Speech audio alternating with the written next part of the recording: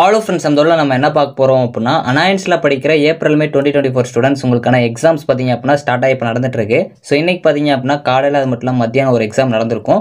So இன்னைக்கு நடந்த exam question எப்படி இருந்திருக்கு அப்படிங்கிற பற்றி தான் ஃப்ரெண்ட்ஸ் நம்ம இதில் பார்க்க போகிறோம். ஸோ நெக்ஸ்ட் பார்த்தீங்க அப்படின்னா 18 வந்து உங்களுக்கு எக்ஸாம் இருக்குது அப்படின்னா 2 நாள் வந்து டைம் இருக்குது. அந்த 2 நாள் நம்ம எப்படி யூஸ்ஃபுல்லாக வந்து யூஸ் பண்ணிக்கலாம் அப்படிங்கிற பார்க்கலாம். ஸோ வாங்க வீடியோக்குள்ள போகலாம். ஓகே ஃப்ரெண்ட்ஸ், ஃபஸ்ட் எடுத்தோன்னா பார்த்தீங்க அப்படின்னா அனாயன்ஸில் படிக்கிற ஏப்ரல் மே 2024 ஸ்டூடெண்ட்ஸ் உங்களுக்கான செமஸ்டர் எக்ஸாம் ஸ்டார்ட்டாக இப்போ எக்ஸாம்ஸ் நடந்துட்டு இருக்கு. ஸோ இன்றைக்கி பார்த்தீங்க அப்படின்னா காலையில் அது மட்டும் மத்தியானம் வந்து ஒரு எக்ஸாம் கம்ப்ளீட் ஆயிருக்கும். ஸோ இன்றைக்கி நடந்த கொஸ்டின் எப்படி வந்திருக்கு அப்படின்னு பார்க்கலாம். ஸோ ஃபஸ்ட்டு காலையில் எக்ஸாம் பொறுத்த வரைக்கும் கொஸ்டின் ஈஸியாக வந்திருக்கு அப்படிங்கிற மாதிரி தான் பாசிட்டிவ் ஓட் பண்ணியிருந்தீங்க. ஸோ ஒரு சில டிபார்ட்மெண்ட்ஸ் கொஞ்சம் மீடியமாக வந்துருந்துச்சு அப்படிங்கிற மாதிரி ஓட் பண்ணியிருந்தீங்க. ஸோ உங்களுக்கு கொஸ்டின் எப்படி வந்துருந்துச்சு அப்படிங்கிற மறக்காமல் நம்ம கமெண்ட் டாப்பில் ஓட் பண்ணிடுங்க. அதே மாதிரி கமெண்ட் பண்ணிடுங்க. ஸோ மாதிரி எனக்கு எக்ஸாமில் காலையில் எக்ஸாமில் ஈஸியாக பாஸ் ஆகலாம் அப்படிங்கிற மாதிரி தான் பாசிட்டிவ் ஓட் பண்ணியிருக்கீங்க. ஸோ மத்தியான எக்ஸாம் பொறுத்த வரைக்கும் பார்த்தீங்க அப்படின்னா கொஸ்டின் கொஞ்சம் ஈஸியாக வந்திருக்கு அப்படிங்கிற மாதிரி தான் சொல்லியிருந்தீங்க. ஸோ மாதிரி இந்த எக்ஸாமில் ஈஸியாக பாஸ் ஆகலாம் அப்படிங்கிற மாதிரி தான் பாசிட்டிவ் ஓட் பண்ணியிருந்தீங்க. ஸோ நம்ம கமெண்ட் டாப்பில் நீங்கள் இன்னும் ஓட் பண்ணல அப்படின்னா மறக்காமல் கிளிக் பண்ணி ஓட் பண்ணிக்கோங்க. நீங்கள் எக்ஸாம் உங்களுக்கு எப்படி இருந்துச்சு, நீங்கள் எழுதிங்க அப்படின்னா எப்படி எழுதிருக்கீங்க அப்படிங்கிற மறக்காமல் கமெண்ட் பண்ணுங்கள். ஸோ நெக்ஸ்ட்டு பார்த்தீங்க அப்படின்னா உங்களுக்கு 18 எக்ஸாம் இருக்குது அப்படின்னா நடுவில் சண்டே மண்டே வந்து 2 நாள் டைம் இருக்குது. இந்த 2 நாள் நம்ம எப்படி யூஸ் பண்ணிக்கலாம் அப்படிங்கிற பார்க்கலாம். ஃபஸ்ட்டு வந்து சண்டே இன்றைக்கி உங்களுக்கு டைம் இருக்குது. ஸோ அதை நீங்கள் யூஸ் பண்ணிக்கல அப்படின்னாலும் பிரச்சனை இல்லை. சண்டே பொறுத்த வரைக்கும் கண்டிப்பாக ஒரு 3 யூனிட் வந்து கவர் பண்ண பாருங்கள். ஸோ அந்த 3 யூனிட் வந்து எது கஷ்டமாக இருக்கோ அதை எடுத்து படிக்க பாருங்கள். ஆனால் ஃபஸ்ட்டு நீங்கள் எந்த யூனிட் செலக்ட் பண்ணுறீங்களோ அந்த யூனிட் மட்டும் கொஞ்சம் ஈஸியாக எடுங்க. ஏன்னா நீங்கள் படிக்கிறத ஃபஸ்ட்டு ஈஸியாக ஆரம்பிச்சிங்க அப்படின்னா தான் அடுத்து போக போக வந்து கஷ்டமாக இருந்தாலும் உங்களால் கவர் பண்ண முடியும். ஃபஸ்ட்டே கஷ்டமாக இருக்கிற உட்காந்திங்க அப்படின்னா ரொம்ப நேரம் இழுத்துரும். நெக்ஸ்ட் டாபிக் போகிறப்போ நெக்ஸ்ட் யூனிட் போகிறப்போ உங்களுக்கு கொஞ்சம் கஷ்டமாக இருக்கும்.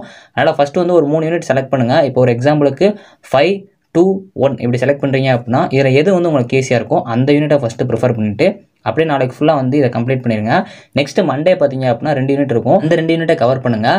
ஸோ அதுக்கப்புறம் பார்த்தீங்க அப்படின்னா ஒரு 8 o'clock மேலே பார்த்தீங்க அப்படின்னா படித்து எல்லாத்தையும் ரிவைஸ் பண்ணுங்கள். ரிவைஸ் பண்ணுறத பார்த்து ரிவைஸ் பண்ணாமல் அப்படியே பார்க்காம ரிவைஸ் பண்ண பாருங்கள். முக்கியமான ஒன்று, இந்த 2 நாள் படிக்கிறமே ஜஸ்ட் நோட்டில் ஒரு ஹிண்ட்ஸ் மாதிரி எழுதி வச்சு படிங்க. ஏன்னா நீங்கள் ஈஸியாக படிச்சுட்டு போகிறது ஈஸி தான். ஸோ அடுத்து மறக்காமல் இருக்கணும் அப்படின்னா இதெல்லாம் நீங்கள் கண்டிப்பாக ஃபாலோ பண்ணுற மாதிரி இருக்கும். அது போக எப்படி வந்து நம்ம பேப்பர் ப்ரெசன்டேஷன் பண்ணலாம் அப்படிங்கிறத நீங்கள் படித்ததை அப்படியே எழுதி பார்த்தீங்க அப்படின்னா இதை மாதிரி அப்படியே நீங்கள் போய் பேப்பர் ப்ரெசென்ட் பண்ணிடலாம். ஏன்னா நீங்கள் ஜஸ்ட் படிக்க மட்டும் செஞ்சீங்க அப்படின்னா அப்படியே புக்கில் இருக்கிறத உங்களால் எழுத முடியாது. ஏன்னா நீங்கள் ஷார்ட் பண்ணி தான் படிப்பீங்க, சிம்பிளிஃபை தான் படிப்பீங்க. அப்படிங்கிறப்போ நீங்கள் எழுதுனீங்க அப்படின்னா அதை அப்படியே போய் ப்ரெசென்ட் பண்ணலாம். இல்லைனா நீங்கள் எக்ஸாம்களில் கொஞ்சம் அதுக்கு டைம் எடுக்கிற மாதிரி இருக்கும். ஏன்னா எப்படி ப்ரெசென்ட் பண்ணணும்னு தெரியாது, ஜஸ்ட் படிக்க மட்டும் தான் செஞ்சிருப்பீங்க, கான்செப்ட் மட்டும் தான் பார்த்துருப்பீங்க. அப்படிங்கிறப்போ எல்லாம் ட்ரை பண்ணுங்கள். சப்கெட்டிங்ஸ்லாம் எப்படி போடலாம் அப்படிங்கிற கொஞ்சம் யோசிச்சுக்கோங்க. ஸோ அது மட்டும் கரண்ட்டாக இப்போ என்ன யூஸ் பண்ணுறாங்க அப்படிங்கிறலாம் கொஞ்சம் பார்த்து வச்சுக்கோங்க. மற்றபடிக்கு நீங்கள் வந்து படிக்கிறது நார்மலாக எப்படி ப்ரெசென்ட் பண்ணணும்னு வச்சுருக்கீங்களோ அது போக எப்படிலாம் வந்து பிளான் வச்சுருக்கீங்களோ அதே பண்ணுங்கள். ஸோ ஆனால் இந்த டிப்ஸ்லாம் கொஞ்சம் ஃபாலோ பண்ணிங்க அப்படின்னா உங்களுக்கு யூஸ்ஃபுல்லாக இருக்கும். ஸோ இது வந்து என்னோட சஜஷன் தான். உங்களுக்கு எந்த மாதிரி ஐடியாஸ் இருக்கோ அதை மாதிரி படிச்சுக்கோங்க. ஆனால் 2 நாள் வந்து கண்டிப்பாக யூஸ் பண்ணிக்கோங்க. ஸோ ஒரு நாளில் லாஸ்ட் படிச்சிக்கலாம் அப்படின்னு மட்டும் விட்டுறாதீங்க. 2 நாளுமே ஸ்ப்ளிட் பண்ணி படிங்க. அப்படி உங்களால் வந்து சண்டே வந்து 3 யூனிட் படிக்க முடியாது அப்படின்னா 2 யூனிட் படிங்க, இல்லை 1 யூனிட் படிங்க. ஆனால் அடுத்த நாள் ஃபுல்லாமே வந்து கவர் பண்ணுற மாதிரி பார்த்து வச்சுக்கோங்க.